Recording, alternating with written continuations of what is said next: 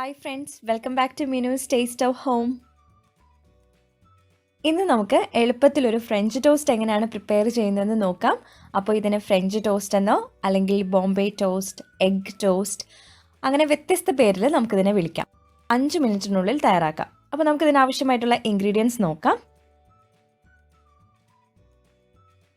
Bread, മുട്ട, പശുവിൻ പാൽ, ഉപ്പ്, ഏലക്കാപ്പൊടി, ഫ്രഞ്ച് ടോസ്റ്റിന് മധുരത്തിനായിട്ട് പഞ്ചസാര ചേർക്കാം.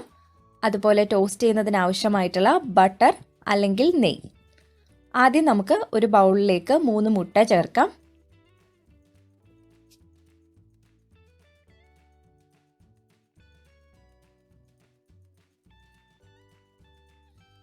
ഇനി ഇതിലേക്ക് ഫ്ലേവറിനായിട്ട് ഞാൻ കുറച്ച് ഏലക്കാപ്പൊടി ചേർക്കുന്നുണ്ട്.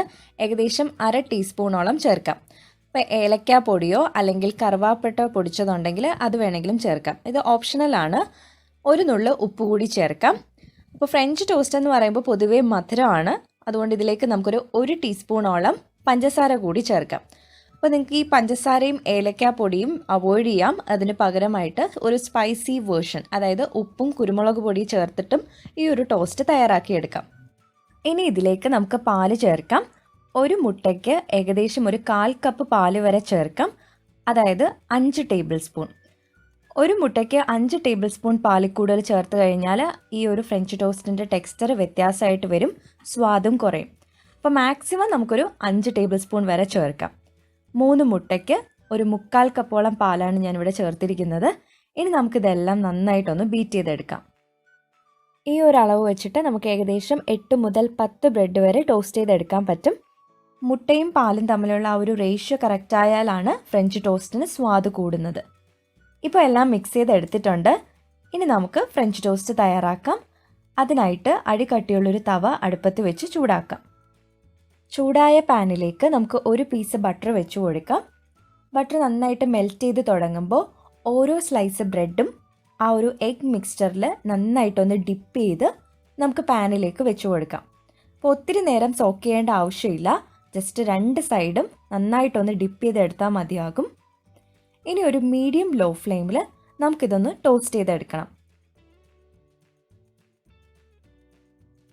ഒരു സൈഡ് ഒരു ഗോൾഡൻ ബ്രൗൺ ആകുമ്പോഴത്തേക്കും നമുക്കിതിനെ തിരിച്ചിട്ട് കുക്ക് ചെയ്തെടുക്കാം.